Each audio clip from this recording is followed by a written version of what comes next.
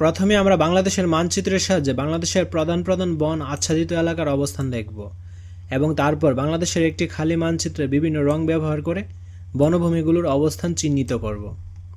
তো চলো এখন আমরা এই মানচিত্রের অ্যান্সার স্ক্রিপ্টে চলে যাই। বাংলাদেশের মানচিত্রের বনভূমি চিহ্নিতকরণ। তো এই অংশটা হচ্ছে শালবন, আর এই অংশগুলো হচ্ছে পাহাড়ি বনাঞ্চল, আর এই অংশগুলো হচ্ছে সুন্দরবন। এবারে আমরা যেসব বনভূমির নাম ও অবস্থান জানলাম, সময়ের সঙ্গে সেসবের পরিবর্তনের ধরন দেখব। তো দেখো 1930 সালে এইগুলো হচ্ছে বনভূমি, ঠিক আছে, এইগুলো হচ্ছে বনভূমি। 1975 সালে দেখো বনভূমিগুলো হ্রাস পাচ্ছে, 1985 সালে এসে আরও হ্রাস পাচ্ছে, এবং 1995 সালে এসে বনভূমির পরিমাণ আরও হ্রাস পেয়েছে, 2000 সালে এসে আরও কমেছে, এই যে দেখো, এবং 2014 সালে এসে দেখো 2006 সাল অপেক্ষা আরও বেশি কমেছে। উপরে বাংলাদেশের বনভূমির দিন দিন কমে যাওয়া দেখলাম। এর ফল যে ভালো নয় তা তো তোমরা জানোই, কিন্তু এর ফলে ঠিক কোন কোন ধরনের বিপদে আমরা পড়তে পারি তা জানতে হলে বা বিপদের মাত্রা নির্ধারণ করতে হলে আমাদের আরও গভীরভাবে জানতে হবে, আর এর জন্য এবার আমরা বৈজ্ঞানিক পদ্ধতিতে অনুসন্ধান করব। আমরা এই অনুসন্ধানের কাজটি দলীয়ভাবে করব, আর এর বিষয় হবে বাংলাদেশের বনভূমি কি কি পরিবর্তন হয়েছে, পরিবর্তনের কারণগুলো কি কি, পরিবর্তনের ফলাফল কি কি হতে পারে, প্রকৃতির টেকসই সংরক্ষণে কি কি ভূমিকা নেওয়া যেতে পারে। এই অনুসন্ধানের কাজের তথ্য আমরা পাবো অনুসন্ধানী পাঠ্য অংশের বা ইন্টারনেটের সাহায্যেও নেওয়া যেতে পারে। অনুসন্ধানের কাজ করার সময় আমরা নিচের ছকে প্রদত্ত সূচকগুলোর মান রেখে করব, ঠিক আছে। অনুসন্ধান পরবর্তী ফলাফল পোস্টারের মাধ্যমে অথবা নাটক আকারে উপস্থাপন করব। তো চলো এখন আমরা এর অ্যান্সার স্ক্রিপ্টে চলে যাই। বাংলাদেশের বনভূমির পরিবর্তন নিয়ে বৈজ্ঞানিক অনুসন্ধান। প্রশ্নমালা। বাংলাদেশের বনভূমি নিয়ে অনুসন্ধান। বাংলাদেশের মোট বনভূমির পরিমাণ কত? বাংলাদেশের মোট ভূমির কত শতাংশ বনভূমি? বাংলাদেশে যে বনভূমি রয়েছে তা কি দেশের জন্য যথেষ্ট? বাংলাদেশের বনভূমির পরিবর্তনের ধরন কী রকম? বাংলাদেশের বনভূমির কি কি পরিবর্তন হয়েছে? পরিবর্তনের কারণগুলো কি কি? পরিবর্তনের ফলাফল কী হতে পারে? প্রকৃতির টেকসই সংরক্ষণে কি কি ভূমিকা নেওয়া যেতে পারে? উত্তরমালা। তো এখানে রয়েছে প্রায় 26 লক্ষ হেক্টর। পাঠ্যবইয়ের অনুসন্ধানী পাঠ অংশ অনুসারে বাংলাদেশের মোট আয়তনের মাত্র 17.4% বনভূমি।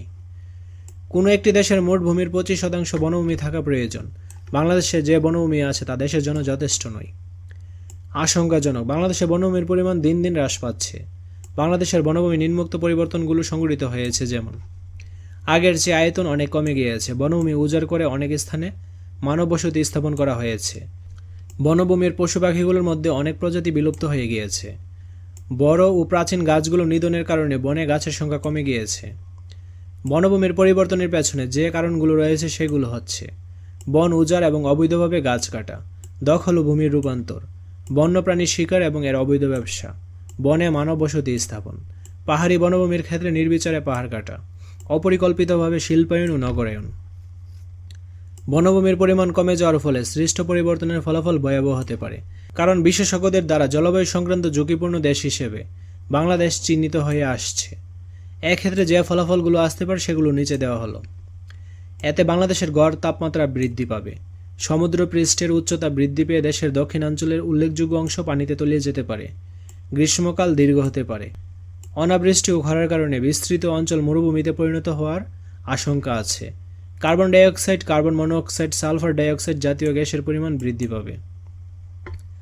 বনভূমি ও প্রকৃতি সংরক্ষণে যে ভূমিকাগুলো নেওয়া যেতে পারে: নির্বাচিত গাছ কাটা, নিয়ন্ত্রিতভাবে ফসল সংগ্রহ, দখলকৃত বন পুনরুদ্ধার, বন্যপ্রাণী ও বিপন্ন প্রজাতি সংরক্ষণ, স্থানীয় জনগোষ্ঠীর নেতৃত্বে বন পাহারার ব্যবস্থা, জ্বালানি কাঠের পরিবর্তে বিকল্প জ্বালানি সরবরাহ, উন্নত ভূমি ব্যবহার নীতি বাস্তবায়ন। বনের অবক্ষয় মোকাবিলায় অংশীজনের সাথে যোগাযোগ বাড়ানো, জনসচেতনতা বৃদ্ধি, তথ্য বিশ্লেষণ। প্রশ্নমালার মাধ্যমে প্রাপ্ত তথ্যগুলো বিশ্লেষণ করে দেখা যায় বনভূমির ক্রমহ্রাসমান পরিস্থিতি খুব দ্রুতই আমাদের ঝুঁকিপূর্ণ অবস্থার মধ্যে ফেলবে।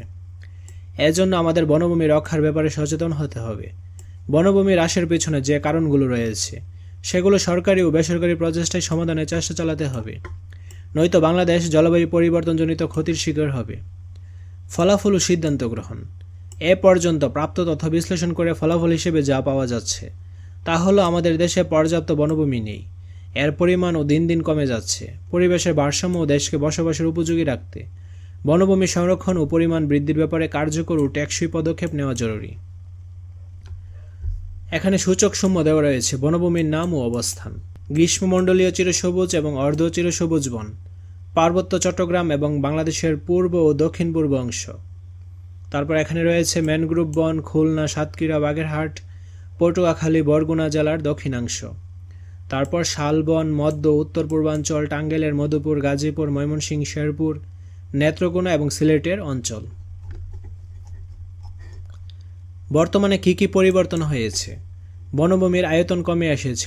1930 সালে দেশে মোট বনভূমির পরিমাণ ছিল প্রায় 24,000 বর্গ কিলোমিটার, বর্তমানে তা দাঁড়িয়েছে 15,000 বর্গ কিলোমিটারে। শালবনের মাত্র 15% বিদ্যমান আছে।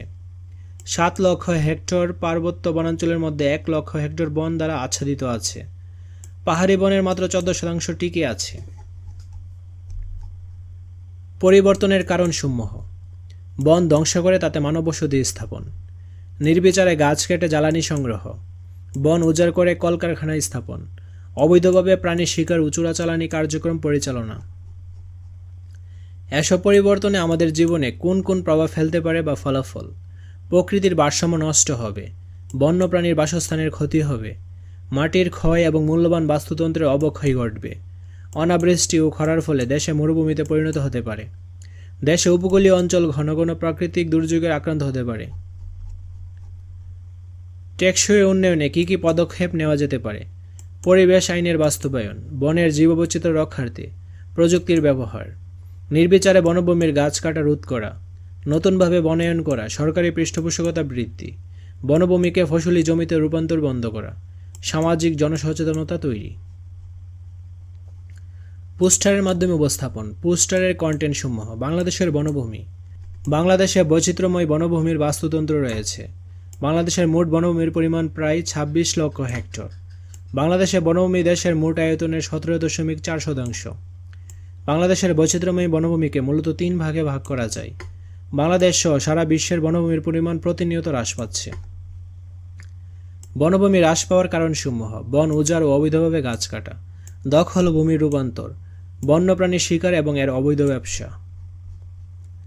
বনভূমি পরিবর্তনের ফলাফল: গড় তাপমাত্রা বৃদ্ধি পাবে, সমুদ্র সীমার উচ্চতা বাড়বে, পরিবেশ দূষণের মাত্রা বাড়বে, কার্বন ডাইঅক্সাইড, কার্বন মনোঅক্সাইড, এখানে ব হবে, ঠিক আছে, টাইপিং মিস্টেকের জন্য আমি দুঃখিত, সালফার ডাইঅক্সাইড জাতীয় ক্ষতিকর গ্যাসের পরিমাণ বৃদ্ধি, বন্যপ্রাণী ও জীব প্রজাতির বিলুপ্তি।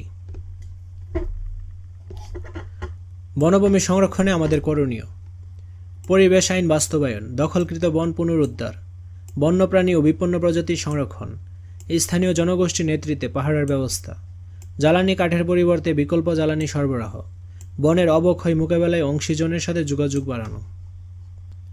আজকের ক্লাসটা এই পর্যন্তই। পরবর্তী ক্লাসটা আমরা 136 নম্বর পৃষ্ঠা থেকে শুরু করব। ধন্যবাদ সবাইকে।